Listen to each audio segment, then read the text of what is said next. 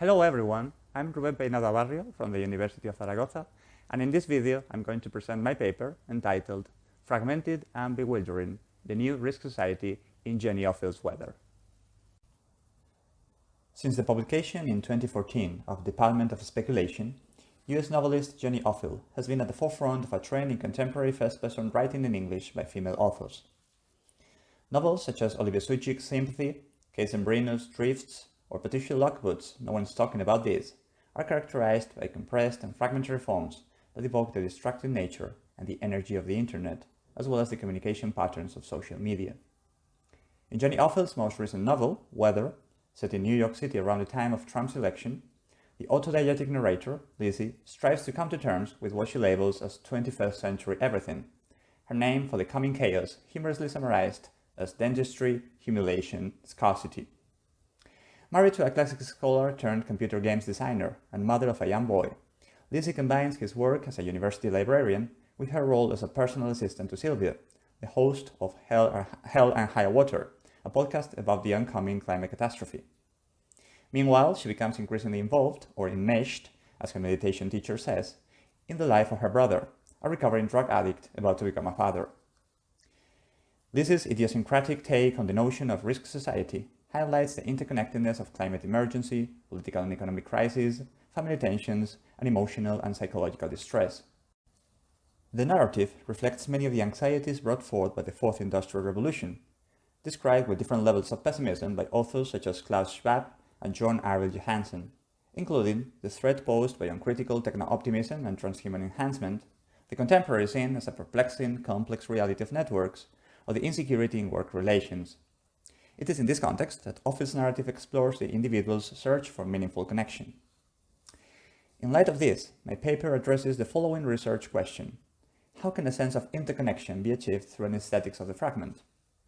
Taking weather as object of study, a two-pronged answer is proposed, based on what I identify first as the critical post-humanist perspective favored in the novel, and second, as its call for collective action. Although fragmentation has been a salient feature of the literary world for at least the last century, a number of contemporary critics, scholars, and authors identify a new trend of fragmented fiction in recent years. According to British novelist Olivia Sujcik, the dominant trend is to tell a story through fragments, regardless of whether social media plays an obvious role in the plot. Sometimes fragments make a point of concision, only a paragraph or even one line, which of course makes social media comparison easy, while others may be the length of a blog. Each fragment possesses no obvious bearing on the next, juxtaposing random facts with news articles, rare observation of a stranger on a commute followed by an unrelated emotional confession, in the manner of one individual's Twitter timeline. Meanwhile, writer Ted Gioia defines the new fragmented novel as an artifact that resists disunity, even as it appears to embody it. He shares the view of writer and editor Guy Patrick Cunningham that fragmentary writing is, or at least feels, like the one avant-garde literary approach that best fits our particular moment, as it effectively captures the tension between digital and analog reading. These pages from Weather justify its common description as fragmented by critics and reviewers. The novel is structured around vignettes, fragments often no longer than a paragraph, loosely connected through similar moods or recurring themes, despite the apparently random juxtaposition of events or thoughts. The first-person narrative is interspersed with fragments from magazines, diaries, email correspondence, podcast episodes, signs, overheard conversations, greeting cards, jokes, interviews, articles on disaster psychology, and political speeches, to name a few. The novel is divided into 6 chapters, the last 2 being considerably shorter than the rest.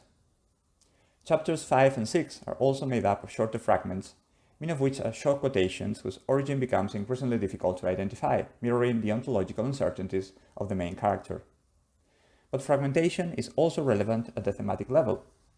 Lizzie, who wrote half a dissertation once, has always had an obsession with lost books, all the ones half-written or recovered in pieces. Such a fixation on shattered or incomplete artifacts seems to be plenty justified, as Weather offers a catalogue of the worries and anxieties, as well as the forms of human and environmental vulnerabilities generated in the context of the Fourth Industrial Revolution. As Johanna Thomas Core puts it, Lizzie is confronted with the familiar late capitalist doomsday checklist: the climate crisis, rising fascism, precarious socioeconomic circumstances. This is Offill's 21st Century Everything, an updated version of the Risk Society theorized by Ulrich Beck, for an era in which regular life becomes more fragmented and bewildering, in which major and minor catastrophes, personal and public dilemmas, feed back into each other to the point of preventing a healthy engagement with one's environment. Weather can be described as an anxious text. As Emily Donaldson puts it, Lizzie and almost everyone around here are in a near constant state of anxiety, the origins of which are varied but interrelated. For example, the climate anxiety on which the podcast Hell and High Water thrives, attracting listeners obsessed with religion and climate change. The economic anxiety represented by the doomed adjunct at Lizzie's college, who sells plasma to make ends meet, or by Lizzie's mother living on a fixed income with no savings, or by Lizzie's husband, a PhD in classics, who after 2 bad years on the job market, quits and learns to code.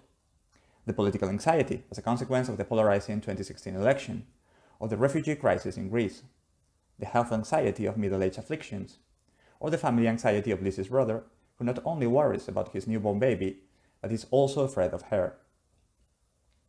With anxiety as a default mode of delivery, the perplexing complexity of networks typical of the Fourth Industrial Revolution finds expression in passing references to the Internet of Things, artificial intelligence, automation, surveillance capitalism, or an obsession with immediacy.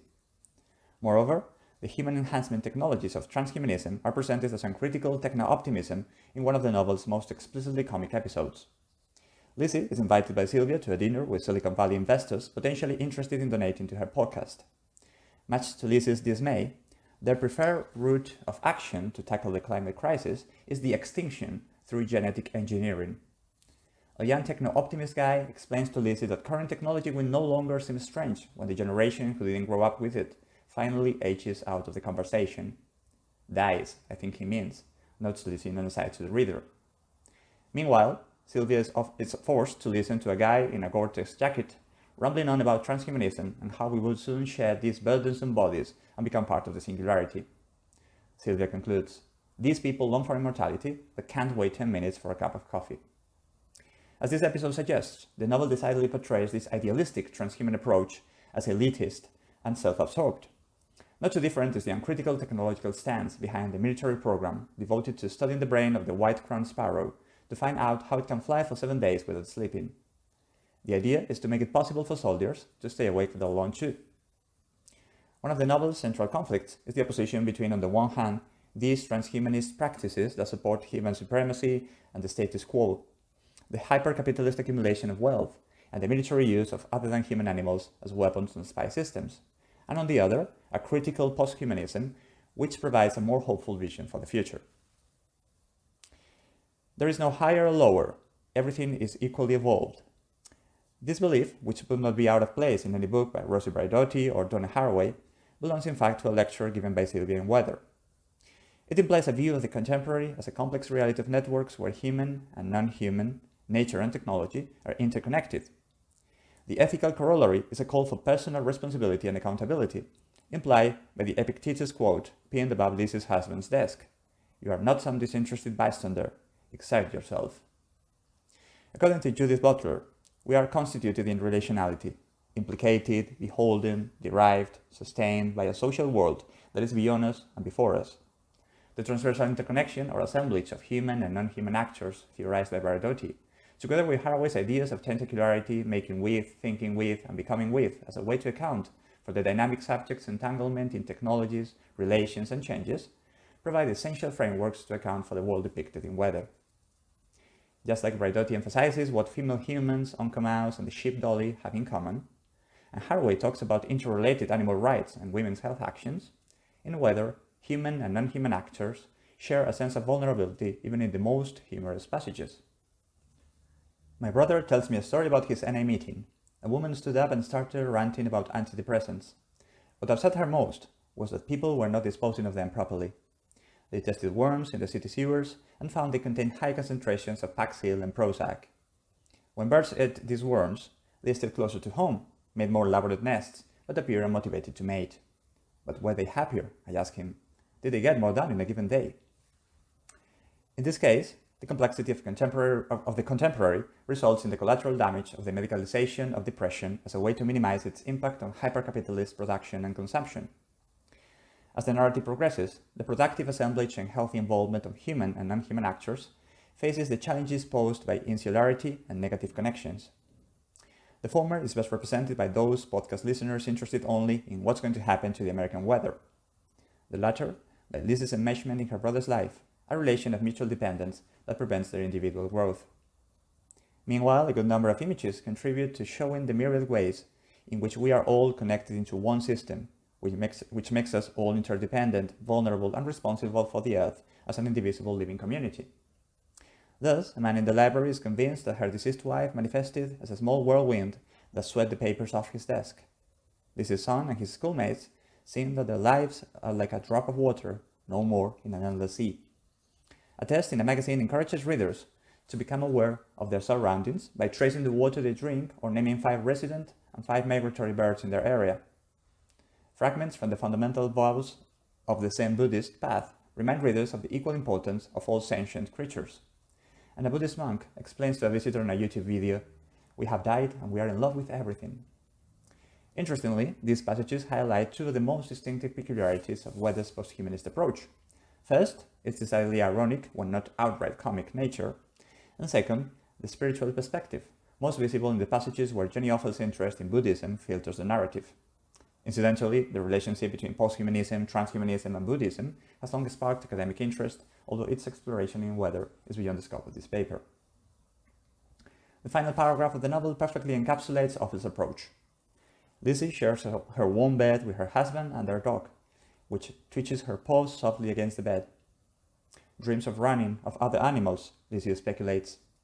2 lines later, the final sentence, not clearly addressed to any particular narratee, so most probably to the implied reader. The core delusion is that I am here and you are there. In this mystical ending, otherness becomes an illusion once any artificial barrier between here and there has been demolished. As Peridotti constantly reminds us, we are in this together. Having explored the anxieties and consequent vulnerabilities faced by Offill's characters and how the post-human ethos appears in stark contrast to visions of disunity, we can turn our attention to the type of resilience portrayed in the novel and its connection with collective action. Mark Neocles discusses the current omnipresence of resilience as the basis of subjectively dealing with the uncertainty and instability of contemporary capitalism, as well as the insecurity of the national security state. For him, resilience both engages and encourages a culture of preparedness, which in weather informs the culture of doomers and preppers. As hazards can no longer be prevented, we are forced to be prepared to face them. Drawing on Neocles, Sarah Brack extends the meaning and social function of resilience in our neoliberal political economy. Resilience resurrects a form of self-sufficiency and hence a fantasy of mastery, and it does so when climate change, the war on terror, and economic crisis, to name but a few systemic risks and hazards of our times, increasingly affect livelihoods around the world.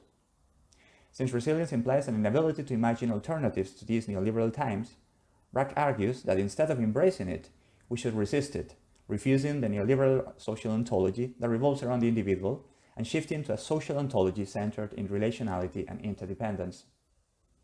It is this resistance to mainstream interpretations of resilience in the face of impending doom that can be linked to Weather's crucial shift from the individual self-care represented by Lizzie's brother's wife, summarized as going outside more, eating better food, and stepping away from the computer, to a more politically oriented perspective. I keep wondering how we might channel all this dread into action, confesses Lizzie. In the novel's accompanying website, obligatorynoteofhope.com, with which I would like to conclude this paper, we find Offill's most explicit attempt at counteracting the all talk, no action ways of Lizzie. The obligatory notes of hope are a running joke throughout the book. They are the name given to the notes Sylvia feels the need to include in her correspondence with her podcast listeners, often about some actual or potential catastrophe. In the website, these notes also mirror the main composition technique of the novel itself, therefore contributing to the exemplary wholeness to which contemporary fracture works aspire, according to Ted Gioia. The website's homepage presents, in 4 paragraphs written in the first person, a narrative of personal awakening that stems from the question, how can we imagine and create a future we want to live in? The answer? I began to see collective action as the antidote to my dithering and despair. Indeed, Jenny Offill has shared in interviews her belief that tackling the central problems of our time means getting more people to sign up for the messiness and frustration and occasional exhilaration of collective action. I've been to more marches and more meetings, and I've written more postcards and called more people than I'd ever done. Interestingly, Nowhere in the website is the name of Jenny Offill to be found. What is more, the link to the website does not feature in the author's professional domain, jennyofill.com. Therefore, the only obvious way for a reader to access obligatorynoteofhope.com is through the novel itself, either in its physical or digital version, which further problematizes the voice of that personal narrative. Is it Offill's or Liz's? Does it make any difference? Whatever the answer, with its accompanying website, Weather grows into a transmedia narrative that enhances the reading experience across different platforms. The novel's quest for interconnection and relationality finds expression in the project's explicit social function. The Get Involved, Becoming Part of the Collective section offers information regarding 3 ways to participate in climate activism: the Sunrise Movement, Transition Towns, and Extinction Rebellion. If the political concerns of weather are more clearly addressed here, it is the section entitled Tips for Trying Times, Surviving Dark Moments of History that clearly evokes the novel's aesthetic concerns. The 45 tips gather aphorisms and short pieces of wisdom from a variety of authors, which, with titles like Cultivate Modest Hopes, Notice What You Have, or Be Like a Plant, read like a how-to book for good living in challenging times. Were it not for the political dimension provided by the Get Involved section, some of these tips would in fact remind readers of the vision of resilience as self-help mocked in the novel. As a result of the techniques of collage and juxtaposition, intellectuals, philosophers, and canonical literary authors such as Albert Camus, Simone Weil, Natalie Ginsburg, Emmanuel Levinas, or James Baldwin stand side by side with excerpts from the Army Survival Training Guide, an advice booklet published by the Swedish Civil Contingencies Agency, or the testimony of a Bosnian War survivor. Here we find again the aesthetics of the fragment as the basis for a holistic project.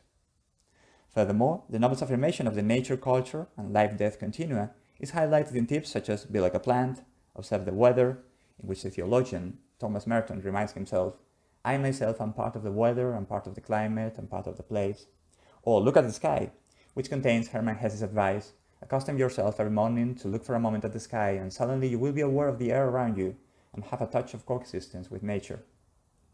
Ultimately, if one understands Obligatory Note of Hope as a signal of Offill's ambition to have a direct impact on reality, her choice to expand the text across more than one medium lays the foundations for a discussion of the potential and limitations of literary creation as a tool to effect positive social change.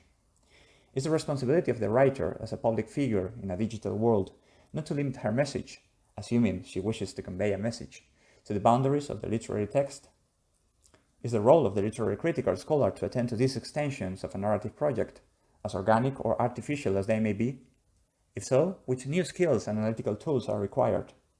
These are some of the questions that may enrich our understanding of Jenny Offill as an author concerned with addressing the complexities of our 21st century everything. Thank you very much for watching. I hope you enjoyed this presentation, and I look forward to receiving your questions and comments.